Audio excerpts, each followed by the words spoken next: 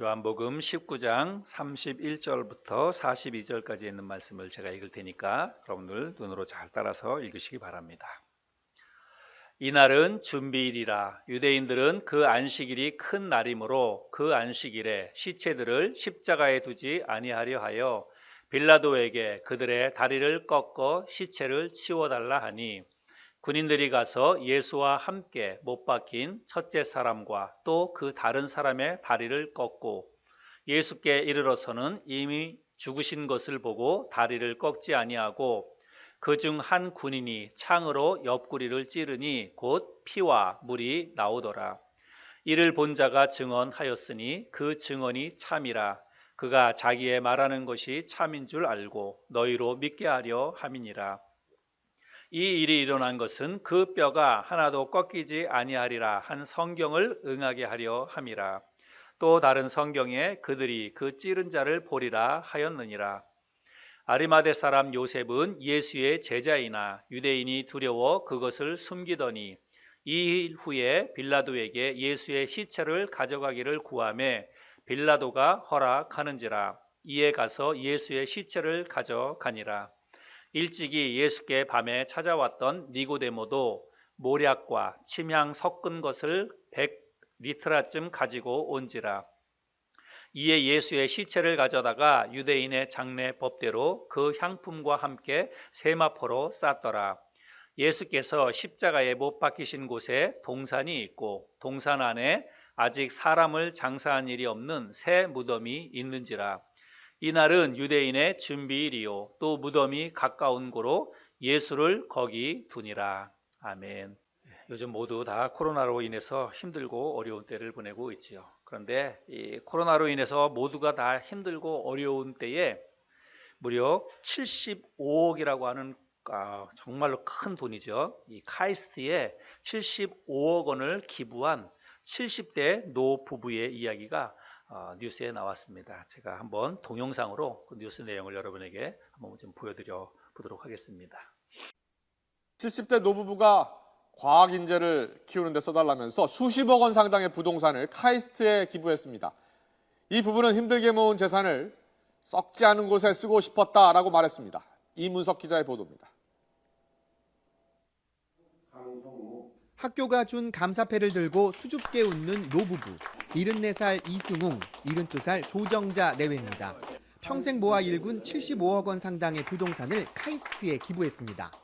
꿰맨 양말에 10,000원짜리 가방을 메면서도 인재를 키우는 일에 큰 돈을 주저하지 않았습니다. 세계를 제패해서 우리나라 머리로 벌어들이려면 그것을 누가 하겠어요? 젊은 세대가 해야지. 재산을 사회에 환원하겠다는 건 부부가 결혼할 때 서로에게 한 약속이었습니다. 어디에다 기부할지 결정할 때엔 훈훈한 의견 충돌도 있었습니다. 저희 집 사람은 카이스트나 이런 데다 하자. 나는 소년 가장에다 이렇게 하자 해서 좀 의견 차이가 있었어요. 근데 결론적으로는 뭐 제가 진 거라 갖고. 카이스트는 부부가 기증한 소중한 발전 기금을 학생과 연구를 위해 사용할 계획입니다. 큰 기부를 카이스트를 믿고 나라의 장래를 위해서 이렇게 해주셔서 카이스트 전 구성원을 대신해서 크게 감사드리고, 아끼고 아껴 모은 재산을 썩지 않는 곳에 쓰고 싶었다는 이승웅 조정자 부부. 우리나라의 미래를 위해 기부 문화가 좀 더 퍼지길 희망했습니다. 참 필요한 데가 많은데 좀 나눠서 쓰시는 우리나라 그런 풍조가 많이 이루어졌으면 좋겠습니다. YTN 이문석입니다. 썩지 않는 일에 써달라라고 이야기했던 이 노부부의 이야기가 정말 큰 감동과 또 도전이 됩니다. 진심으로 존경과 그야말로 박수를 보내드리고 싶은 그런 분들이라고 생각이 됩니다. 정말 대단하죠? 예, 여러분, 만약에 이분들이 75억의 이 돈을 기부하지 않고 자신들을 위해서 썼다면 여러분, 노후에 이분들이 얼마나 더 안락하고 그런 평안한 삶을 살았겠습니까? 뭐 주변에 있는 사람들에게, 자식들부터 시작해서 얼마나 더 대접받고 그런 삶을 살았겠습니까? 근데 이분들은 그러한 모든 삶을 포기하고 자신들의 안락한 삶보다는 다른 사람을 위해서, 나라를 위해서 기꺼이 자신의 전부를 내놓았지요. 그러나 이분들의 이런 선택과 결정이 정말 쉽지 않았을 거라고 생각합니다. 이분들에게도 자식들도 있었을 거예요. 또 여러 다른 필요들도 물론 많이 있었을 것입니다. 뭐 돈이 많은 사람, 할 만한 형편에 있는 사람들이 이런 것을 할 때는 뭐 그런가 보다 우리가 그렇게 생각할 수 있어요. 그런데 저분들 아까 뉴스에도 나왔지만 그 뭐 10,000원짜리 하나 아껴서 그 양발도 꿰매서 신을 정도로 그렇게 알뜰하게 살았던 분들인데, 그런 분들이 이렇게 하니까 정말 더 대단하다, 이런 생각을 해보게 됩니다. 오늘 우리가 함께 나눌 말씀의 주인공도 이와 유사한 그런 사람들이라고 할 수가 있습니다. 뭐 할 수 있어서가 아니라 누군가는 해야 될 일인데 위험을 무릅쓰고 자원해서 그 일을 한 사람들의 이야기가 오늘 본문에 기록되어져 있습니다. 오늘 우리가 함께 이 말씀을 나누면서 신앙생활하고 있는 우리들의 이 믿음, 내 자신의 믿음을 다시 한번 돌아볼 수 있는 그런 시간이 되었으면 좋겠습니다. 우리는 지난주에 주님께서 마지막으로 다 이루었다라고 하는 말씀을 하시고 영혼이 떠나가신 것에 관해서 말씀을 나눴습니다. 이제 진짜 주님의 영혼이 떠나가셨어요. 주님은 돌아가셨습니다. 그러니까 한 사람의 인생으로 볼 때 모든 것이 다 끝난 것입니다. 그런데 예수님을 십자가에 매달아 죽이는 일에 앞장섰던 대제사장들과 유대인들에게 문제가 생겼습니다. 그 문제는 뭐냐면 예수를 십자가에 매달아 죽게 한 바로 그 날이 하필 어떤 날이었냐면 안식일을 코앞에 둔 준비일이었다라고 하는 것입니다. 그리고 게다가 이번 안식일은 공교롭게도 그들이 가장 크게 생각하는 명절, 또 가장 신성하게 생각하는 그 유월절과 날짜가 딱 겹쳤다는 것입니다. 31절 상반절 말씀에 보니까 이날은 준비일이라, 유대인들은 그 안식일이 큰 날이므로, 그래서 여기 준비일이라고 하는 것은 물론 안식일의 준비일이 될 수도 있고 유월절의 준비일이 될 수도 있고 그런 거죠. 그래서 아이가 유월절과 안식일이 딱 날짜가 겹쳤는데 그 날을 하루 앞둔 날에 바로 예수님을 십자가에 매달아 죽이는 그런 일을 하게 됐다는 것입니다.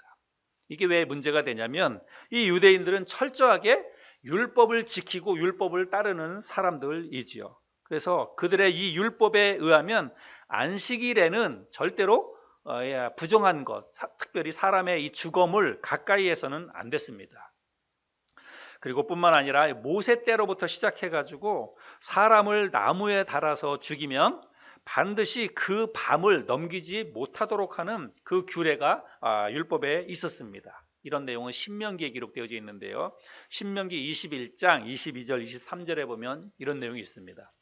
사람이 만일 죽을 죄를 범함으로 네가 그를 죽여 나무 위에 달거든 그 시체를 나무 위에 밤새도록 두지 말고 그날에 장사하여 네 하나님 여호와께서 네게 기업으로 주시는 땅을 더럽히지 말라. 나무에 달린 자는 하나님께 저주를 받았음이니라.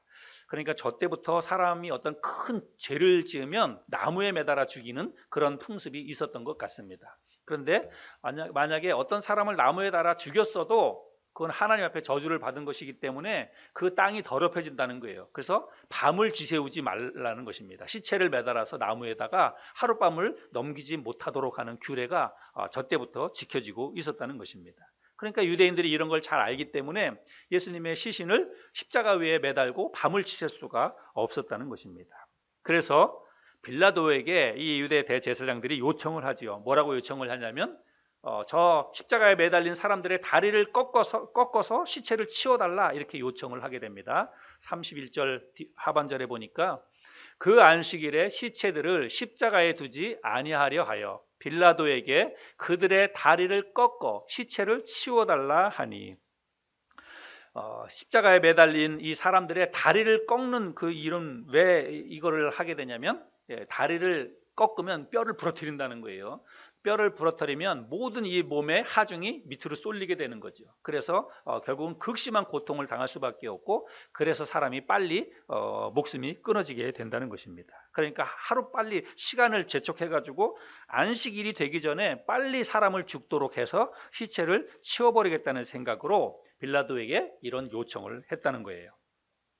그래서 이제 군인들이 다리를 꺾기 위해서 갔습니다. 그래서 예수님의 그 좌우편에 있었던 강도에 그 다리를 꺾었어요. 그리고 예수님에게 와서 보니까 예수님은 이미 숨이 멎었다는 것입니다. 32절과 33절 말씀해 보면 군인들이 가서 예수와 함께 못 박힌 첫째 사람과 또 그 다른 사람의 다리를 꺾고 예수께 이르러서는 이미 죽으신 것을 보고 다리를 꺾지 아니하고, 그래서 예수님 앞에 갔더니 다리를 꺾을 필요도 없이 이미 그냥 숨이 끊어진 것을 확인을 했다는 것입니다. 그래서 예수님의 다리를 꺾지 않았다는 것이고, 대신 창으로 옆구리를 찔렀습니다. 34절 말씀해 보면 그중 한 군인이 창으로 옆구리를 찌르니 곧 피와 물이 나오더라.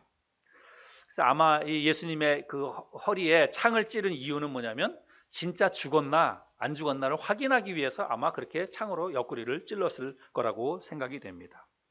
자, 그런데 여기 군인들이 예수님의 다리를 꺾지 않고 대신 창으로 옆구리를 찌른 이런 모든 일들은 그냥 그들이 우연히 그냥 그렇게 한 일 같지만, 사실은 이 모든 것이 성경의 예언이 이루어지도록 하시는 하나님의 섭리였다는 것입니다. 이 모든 것이 성경에 이미 다 예언되어져 있었던 일이라는 거예요. 시편 34편 말씀해 보면 이것이 예언되어 있습니다. 의인은 고난이 많으나 여호와께서 그의 모든 고난에서 건지시는도다. 그의 모든 뼈를 보호하시며 그 중에서 하나도 꺾이지 아니하도다.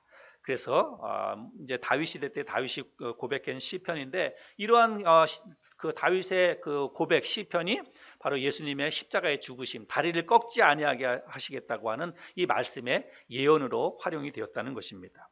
또 옆구리에 창을 찔른 이 내용도 스가랴서에 기록이 되어져 있습니다. 스가랴 12장 10절 말씀해 보면 내가 다윗의 집과 예루살렘 주민에게 은총과 간구하는 심령을 부어주리니 그들이 그 찌른 바 그를 바라보고 그를 위하여 애통하기를 독자를 위하여 애통하듯 하며 그를 위하여 통곡하기를 장자를 위하여 통곡하듯 하리로다. 그래서 예수님을 찌른 사람이 나중에 그것을 바라보게 될 것이다, 이렇게 예언되어져 있는 말씀이 있다는 것입니다. 그래서 예수님의 이 십자가의 이 죽음은 철저하게 하나님의 계획과 하나님의 섭리 속에서 이런 일들이 이루어지는 것을 우리가 볼 수 있습니다. 애당초 예수님을 이 땅에 보내실 때부터 하나님께서 어떠한 일을 통해서 어떤 과정을 통해서 이 땅에 있는 사람들을, 세상을 구원할 것인지 하나님이 이미 다 계획 속에 있었고, 그 계획이 하나씩 한치의 오차도 없이 말씀을 통해서 이런 것들이 이루어지는 것을 우리가 확인해 볼 수가 있다는 것입니다. 이제 이 병사들이 예수님의 목숨이 끊어진 것을 확인했지만 그 자리에 있었던 유대 이 대제사장이나 예수님을 십자가에 매달아 죽이자고 이렇게 했던 이 사람들 가운데 어느 한 사람도 나서서 예수님의 시신을 치우려 하지 않았다는 것입니다. 왜냐하면 시신을 만지는 것 자체가 부정하다고 그들이 생각했기 때문이에요. 만지는 것은 고사하고 그저 그 쳐다보는 것도 사실은 흉측하다고 이들이 생각을 했을 것입니다. 여러분, 왜 안 그렇겠습니까? 예수님이 이미 그 십자가에 달리기 전에 온갖 고난을 당해서 몸이 만신창이가 되었습니다. 그 몸으로 십자가에 달려서 이제 숨이 끊어졌어요. 그러니까 그런 십자가에 매달린 그런 시신, 처참하게 죽은 그들의 입장에서 보면 죄수잖아요. 이 죄수의 시신을 거두는 일을 여러분 누가 그걸 좋아서 그걸 나서서 하겠습니까? 그러니까 아무도 그 일을 하려고 하지 않았다는 거예요. 그런데 예수님의 시신을 거두겠다고 선뜻 나선 사람이 있었습니다. 오늘 본문 말씀 38절에 보면 아리마대 사람 요셉이라고 이야기하고 있습니다. 그래서 아리마대 사람 요셉이 내가 그 시신을, 예수님의 시신을 거두겠습니다, 이렇게 나섰다는 것입니다. 근데 그의 이 행동에 대해서 마가복음에서는 이렇게 이야기하고 있습니다. 마가복음 15장 43절에 보면 아리마대 사람 요셉이 와서 당돌이 빌라도에게 들어가 예수의 시체를 달라 하니, 그래서 예수님의 시신을 내가 거둘 테니까 나에게 달라 이렇게 요청했는데, 아리마대 사람이 그랬는데 당돌하게 빌라도에게 가서 그것을 요청했다라고 이야기하고 있습니다. 또 공동번역 성경에서는 아리마테아 사람 요셉이 용기를 내어 빌라도에게 가서 예수의 시체를 내어달라고 청하였다, 용기를 냈다, 이렇게 표현하고 있고요. 세번역 성경에서는 이 사람이 대담하게 빌라도에게 가서 예수의 시신을 달라고 내어달라고 청하였다라고 말씀하고 있습니다. 그러니까 이 아리마대 사람 요셉의 이 행동이 굉장히 용기 있는 것이고 그리고 대범한 것이었다라고 표현을 하고 있다는 것입니다. 왜 그러냐면 여러분 당시에 이 대제사장이나 바리새인들 예수님을 십자가에 매달았던 이 사람들은 예수님뿐만 아니라 예수님의 가르침을 믿고 따르는 그런 모든 사람들도 지금 눈에 띄면 다 잡아다가 다 감옥에 가두고 이 사람들도 똑같이 그렇게 대우하고 처형하려고 그렇게 생각을 했다는 것입니다. 온통 그렇게 혈안이 되어 있었다는 거예요. 그래서 여러분 베드로가 그 3번씩이나 주님을 모른다고 부인했던 거 아니겠습니까? 또 다른 제자들도 예수님이 십자가에 매달리는 이 순간에 지금 그 현장에 없어요. 다 뿔뿔이 다 흩어졌습니다. 왜 그렇게 했어요? 잡히면 자기들에게도 큰 위험이 올 것을 다 알았기 때문이라는 거예요. 그런 상황에서 예수님의 시신을 내가 거두겠다, 내가 장례를 치르겠다라고 나서는 것은 여러분 자신의 믿음뿐만이 아니라 자기 자신의 신분이 노출되는 거예요. 그러니까 굉장히 위험한 상황에 빠질 수 있었다는 것입니다. 그런데 이 아리마테 사람 요셉이 그런 모든 위험한 상황인 것을 알면서도 내가 예수님의 시신을 거두겠으니 나에게 주십시오. 빌라도에게 대담하게 가서 그렇게 요청을 했다는 것입니다. 이 아리마테 사람 요셉 말고도 또 한 사람이 이 예수님의 시신을 거둬서 장례 치르는 일에 나선 사람이 또 있었습니다. 그 사람이 누굽니까? 39절에 보면 니고데모입니다. 이 39절 말씀 보면 일찍이 예수께 밤에 찾아왔던 니고데모도 모략과 침향 섞은 것을 100리트라쯤 가지고 온지라. 여기 모략과 침향 이것은 향신료예요. 향료. 그래서 향수 같은 것이라고 생각하면 됩니다. 그래서 이게 다른 용도로도 많이 쓰였지만 특별히 장례식 때 시신의 부패 방지 그리고 냄새 이런 거를 방지하기 위해서 이런 그 향수로 쓰였던 것이 바로 모략과 그런 침향이라고 하는 것입니다. 그래서 니고데모도 예수님의 장례를 치르기 위해서 이런 것을 가지고 지금 왔다는 것입니다.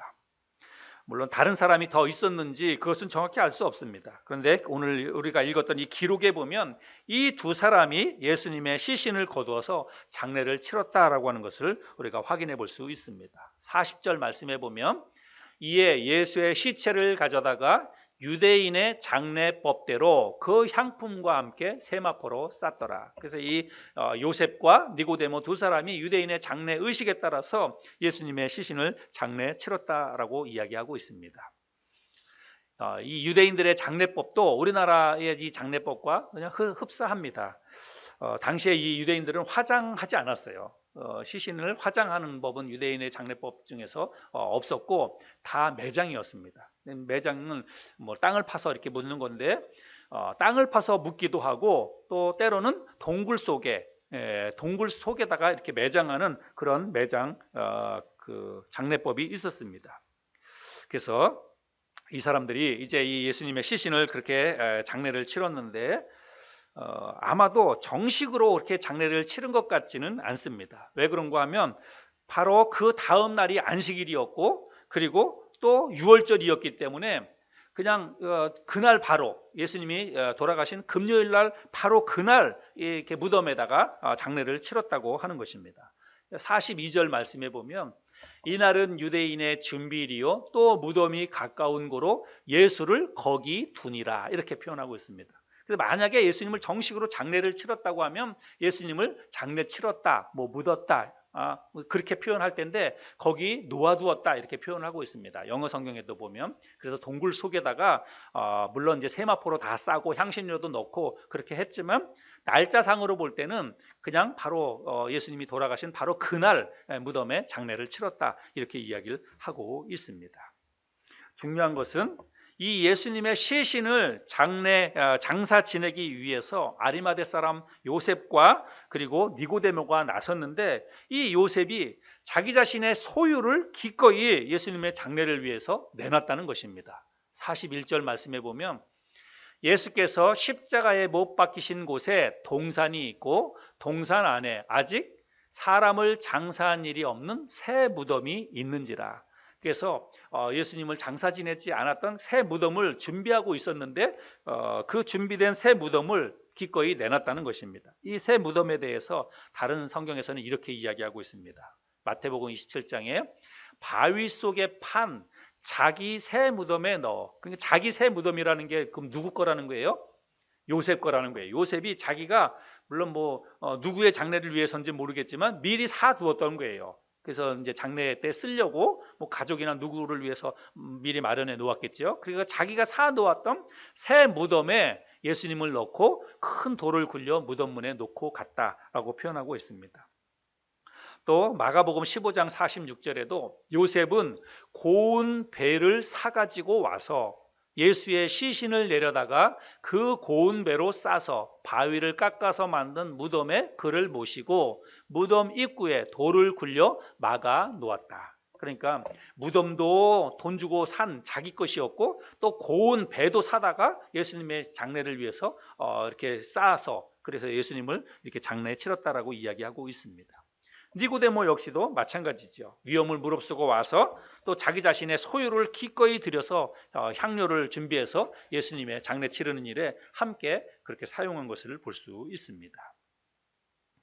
이 두 사람의 이러한 그 행동을 통해서 우리가 예수를 믿고 따르는 우리의 믿음과 우리의 신앙의 동기를 오늘 아침에 함께 좀 생각해 보았으면 좋겠습니다.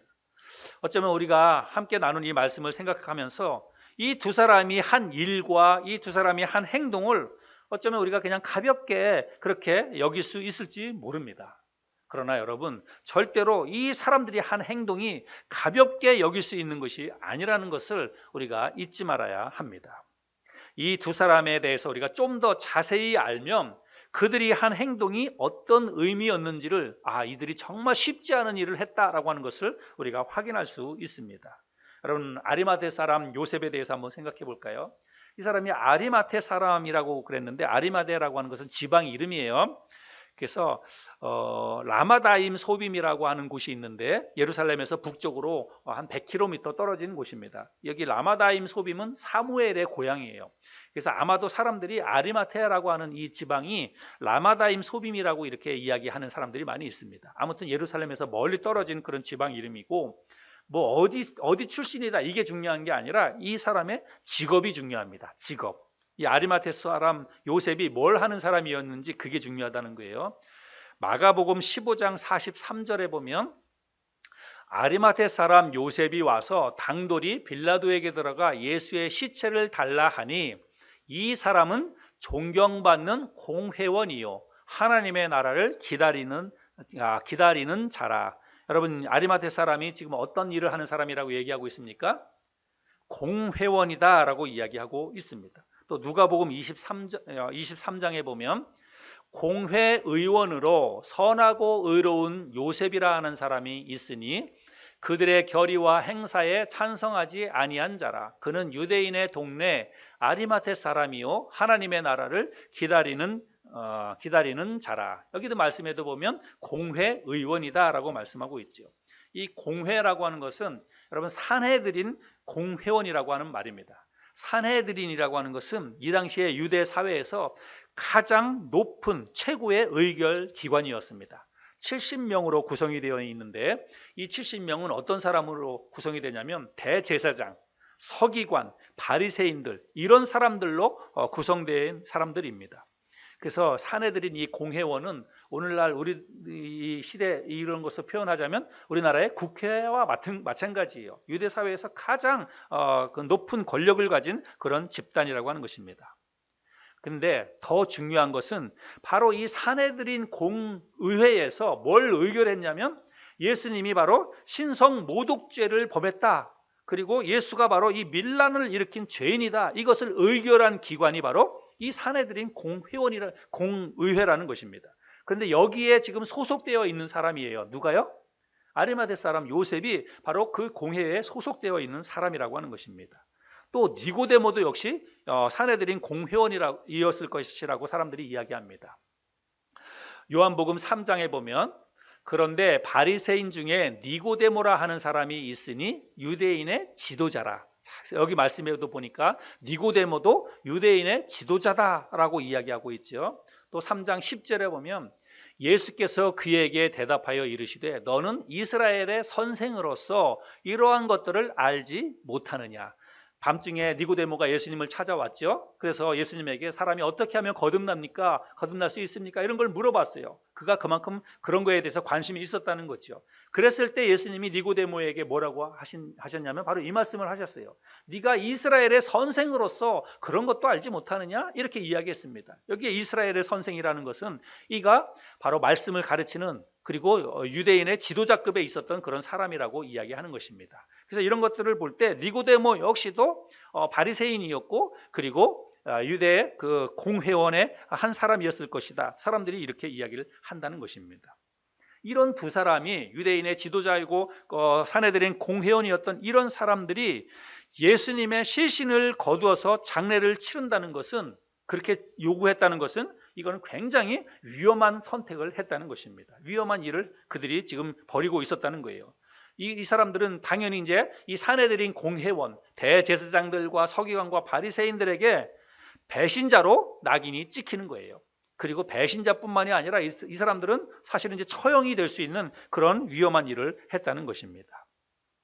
요셉은 우리가 금방 읽었던 누가복음에 보면 저들의 결의에 반대했다라고 이야기하죠. 그래서 예수님을 신성 모독죄로 그들이 결의할 때 이 아리마대 사람 요셉이 그것에 반대했다는 거예요. 그러니까 이미 사람들에게 이미 미운 털이 바뀌었고 그 사람들에 의해서 요주의 인물로 찍혔다라고 하는 것을 우리가 알 수가 있지요. 또 니고데모도 역시 마찬가지입니다. 그들에게 경계 대상 1호였습니다. 요한복음 7장에 보면 아랫사람들이 대제사장들과 바리새인들에게로 오니, 이 말은 뭐냐면 대제사장들과 바리새인들이 이미 예수님을 잡아오라고 그 사람들을 부하들을 풀었어요. 근데 그들이 갔다가 그냥 돌아왔습니다. 빈손으로. 그랬더니 대제사장들과 바리새인들이 그들에게 묻는 거예요. 어찌하여 왜 잡아오지 아니하였느냐? 아랫사람들이 대답하되 그 사람이 말하는 것처럼 말한 사람은 이때까지 없었나이다 하니, 예수님의 가르침이 남달랐다는 거예요. 그래서 감히 잡아올 수가 없었다 이렇게 얘기하는 겁니다. 그랬더니 바리새인들이 대답하되 너희도 미혹되었느냐? 당국자들이나 바리새인 중에 그를 믿는 자가 있느냐?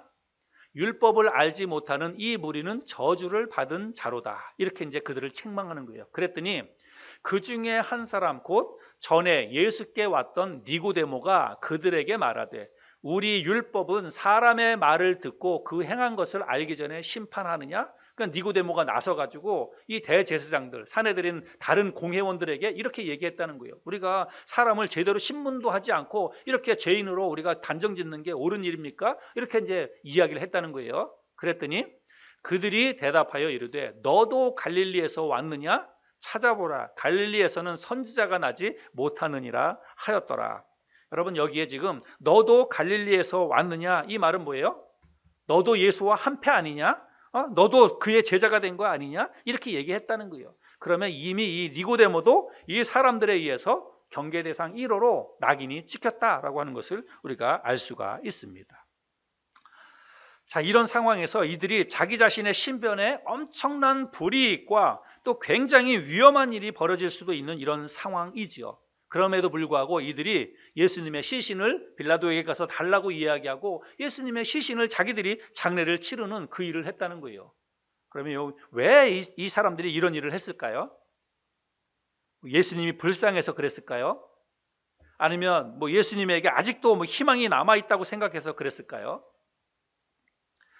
당시에 예수님을 믿고 따랐던 많은 사람들은 예수님이 하신 일과 또 예수님이 하셨던 그런 말씀들을 통해서 그들은 새로운 희망을 보았습니다. 야, 이분이 진짜 우리를 구원해 주실 메시아인가 보다. 우리가 조금만 더 참고 기다리면 이 예수님을 따라가다 보면 이분이 우리를 로마로부터 구원해 주실 것이다. 우리의 민족도 구원해 주실 것이고 우리의 신앙도 다시 이분이 다 회복시켜 주실 것이다. 그런 믿음과 그런 희망을 그들이 가지고 있었습니다. 그런 믿음과 희망을 가지고 예수를 따라 다녔다는 거예요.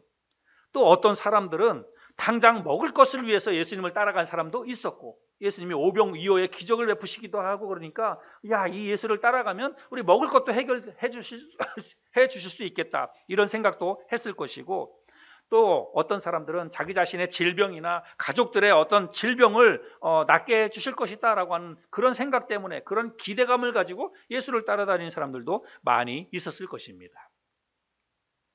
그런데 이제 그런 주님이 아무 힘도 없이, 단 한 번의 어떤 저항도 없이 그저 십자가에서 맥없이 죽고 말았습니다. 여러분, 그러니 이제 이 사람들에게 무슨 희망이 남아 있겠습니까? 어쩌면 무슨 희망이나 이런 것보다는 배신감이 아마 그들에게 더 많이 생겼을지 모릅니다. 어쩌면 속았다라고 하는 이런 허탈한 마음이 이들에게 더 컸을지도 모릅니다. 우리가 기껏 이 사람의 말만 믿고 따라왔는데 십자가에서 그냥 한번 반항도 없이 그냥 이렇게 맥없이 죽는 것을 보고, 야, 우리랑 별반 다를 게 없구나. 내가 괜히 그냥 시간 낭비했다. 괜히 헛된 꿈을 꿨다. 사람들이 그렇게 그냥 그 상실감을 가지고 그렇게 사람들이 뿔뿔이 다 흩어졌지 않았을까, 이런 생각을 해볼 수가 있습니다. 그런데 이런 상황 속에서 이 아리마테 사람 요셉과 니고데모, 이 두 사람은 끝까지 그 자리를 뜨지 않고 예수님의 임종을 지켜보았습니다. 그리고 한 발 더 나아가서 시신을 거두어서 장례까지 이들이 치렀다는 것입니다. 그랬다면 이 사람들의 이 마음의 이 어떤 동기, 왜 그랬을까? 왜 끝까지 그랬을까? 그 마음의 동기는 뭘 기대해서, 뭘 얻기 위해서 그렇게 하지 않았다는 것을 우리가 알 수 있습니다. 그들의 그 마음의 동기는 그저 순수한 거예요. 주님에 대한 사랑, 변함없는 그 믿음, 그것 때문이라고 할 수가 있습니다. 그래서 생전에 계셨을 때 예수님이 우리에게 보여주셨던 그 사랑, 그리고 우리에게 가르쳐 주셨던 그 말씀이 진실되다, 나는 그 말씀을 믿는다라고 하는 그런 믿음 때문에 끝까지 그 자리를 뜨지 않고 예수님에 대한 사랑을 끝까지 실천했다라고 생각할 수가 있다는 것입니다. 오늘날 예수를 믿고 신앙생활하는 사람들 중에 많은 사람들이 자기 자신의 어떤 목적을 위해서, 또 어떤 기대감 때문에 예수를 믿고 신앙생활하는 사람들이 많이 있습니다. 예수를 믿고 신앙생활 열심히 잘하면 우리 가정이 평안하겠지. 예수를 믿고 신앙생활 열심히 잘하면, 헌신하고 봉사하면 우리 가족들이 모두 다 건강하고 형통하겠지. 자식들이 다 잘 되겠지. 교회도 그렇게 열심히 주님을 섬기면 교회도 부흥하고 성장하겠지. 그런 생각으로, 그런 기대감을 가지고 신앙생활하고 헌신하고 봉사하는 그런 사람들이 많이 있습니다. 물론 그런 마음, 또 그런 어떤 기대감을 가지고 신앙생활하는 것 자체가 나쁘다고 저는 이야기하는 게 아닙니다. 물론 우리에게 그런 기대감이 있어야 되고, 그런 믿음을 가지고 또 그렇게 주님의 일에 헌신하고 또 봉사도 하고 그렇게 해야 합니다. 근데 중요한 것은 그게 다가 아니라는 것입니다. 중요한 것은 그리 아니하실지라도의 믿음이 우리에게 있어야 한다는 것입니다.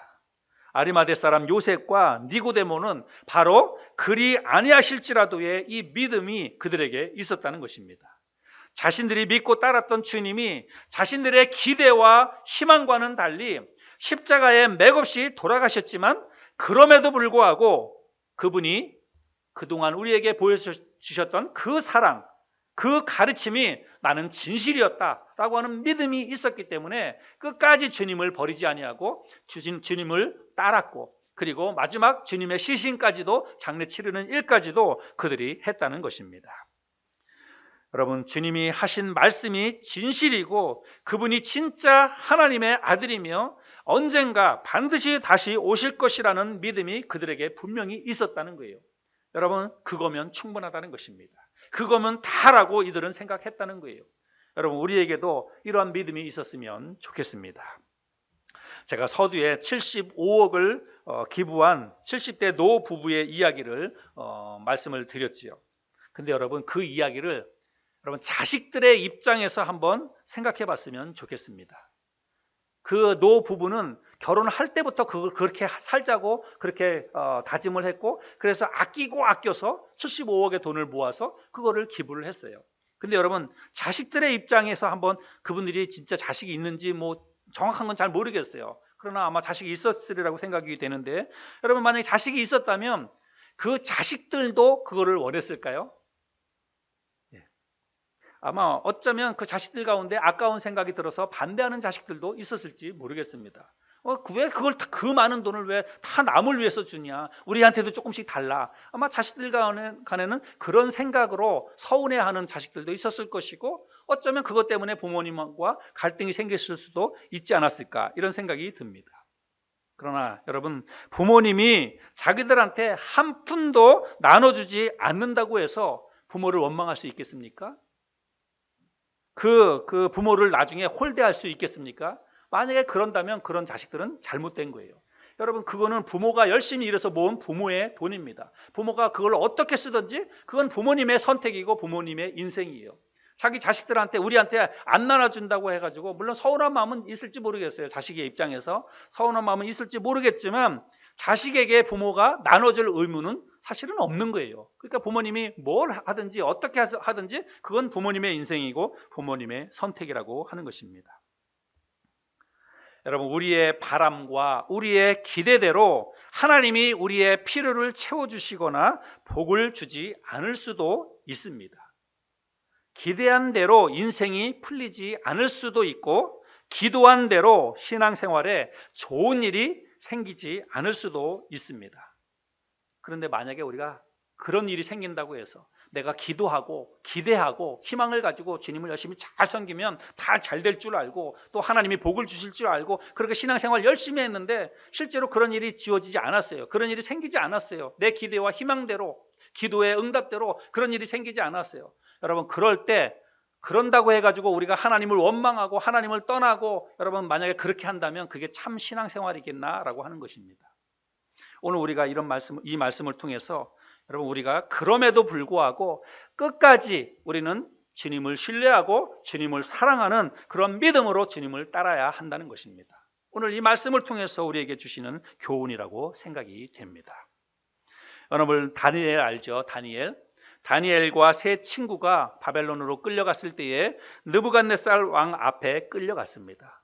느부갓네살 왕이 이 사람들을 세워놓고 뭐라고 얘기합니까?